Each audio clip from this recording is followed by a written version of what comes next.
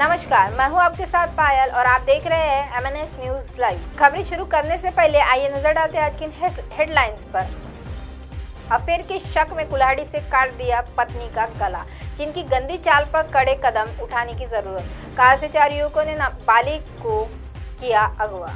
अब खबरें विस्तार से। अफेयर के शक में कुल्हाड़ी से काट दिया पत्नी का गला, फिर खुद थाने पहुंचकर बताया कि कैसे किया मर्डर। अशोक साहू और पत्नी सुलोचना में आए दिन झगड़ा हुआ करते थे, जिसे सुलझाने के लिए पत्नी के घर वालों ने उन्हें खंडार बुलाया था। हालांकि उनसे मिलने से पहले ही अशोक ने पत्नी का मर्डर कर दिया। राजस्थान के सवाई माधोपुर जिले के खंडार थाना इलाके में एक शख्स को अपनी पत्नी पर अवैध संबंध का शक था। इस शक के चलते उसने एक खौफनाक कदम उठा लिया।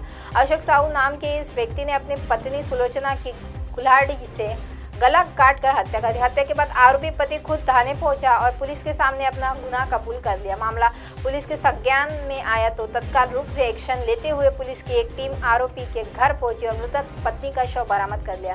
शव को कब्जे में लेकर अस्पताल में मोर्चरी में रखवाया गया। वारदात के सवाई माधोपुर के खंडारा थाना इलाके के यहाँ के रहने वाले अशोक साहू ने अपनी पत्नी सुलोचना साहू के रविवार देर रात करीब 11 बजे कुल्हाड़ी से हत्या कर दी और थाने पहुंच गए। हत्या की सूचना पर head constable Ganpat Singh police force के साथ मौके पर पहुंचे और पड़ोसियों की मदद से शव को अस्पताल पहुंचाया।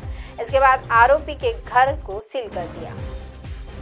चीन की गंदी चाल पर कड़े कदम उठाने की जरूरत। एक बार फिर अरुणाचल के तवांग में चीनी सैनिक भारतीय सीमा में घुसकर सुरक्षा बलों से भिड़ गए। हालांकि यह टकराव लंबा नहीं खींचा और जल्दी ही चीनी सैनिक वापस लौट गए, मगर बार बार चीन की तरफ से वास्तविक नियंत्रण रेखा तरह तनाव की स्थिति पैदा करने को लेकर स्वाभाविक ही भारत सरकार पर कड़ा कदम उठाने का दबाव बनना शुरू हो गया। संसद में इस घटना पर रक्षा मंत्री राजनाथ सिंह ने सफाई दी कि भारतीय सैनिकों ने चीनी सैनिकों को खदेड़ दिया और वहां अप्रिय घटना होने पाई, मगर विपक्ष इस घटना को केंद्र सरकार की रणनीति के कमजोरी के रूप में रेखांकित कर रहा है। ज्यादा दिन नहीं हुए जब लद्दाख के गलवान क्षेत्र में चीनी सैनिकों ने भारतीय सैनिकों के साथ हिंसक झड़प की और हमारे कई जवान शहीद हो गए। भारत इसी शांतिपूर्ण तरीके से निपटाने का प्रयास करता रहा, मगर चीन शायद इसे भारत की कमजोरी समझता रहा। इसलिए भी तमाम राजनीतिक दल और जोर देते हैं कि भारत एक बार कड़े कदम उठाकर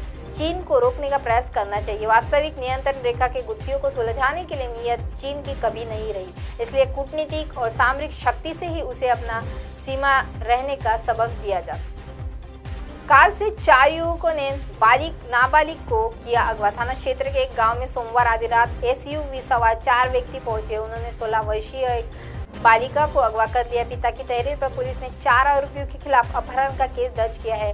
पिता ने रिपोर्ट में कहा है कि घटना की सूचना उसने UP 112 को PRB को दी। इंस्पेक्टर संतोष सरोज ने बताया कि सुनील निषाद, अरविंद निषाद, दीपू निषाद, गुड्डू कृष्ण मुरारी पर बालिका अगवा करने का केस दर्ज कर लिया है। उन्होंने शीघ्र ही बालिका को बरामदगी और आरोपियों पर कार्रवाई शुरू कर दी है। अब आप हमारे चैनल को आपके मोबाइल पर भी देख सकते हैं। मोबाइल ऐप पर देखने के लिए प्ले स्टोर से MNS news TV app download करें। इंस्टॉलिंग ट्विटर, हाईकुक, फेसबुक और कई सोशल मीडिया के प्लेटफॉर्म पर हमारा चैनल उपलब्ध है। आप इसे यूट्यूब पर भी देख सकते हैं। आप हमारे चैनल को लाइव भी देख सकते हैं www.mnsnewstv.com पर। फिलहाल वक्त चला है दर्शकों ब्रेक का। ब्रेक से लौटने के बाद देखिएगा देश और दुनिया की तमाम खबरें। बने रहिए MNS न्यूज पर। नमस्कार।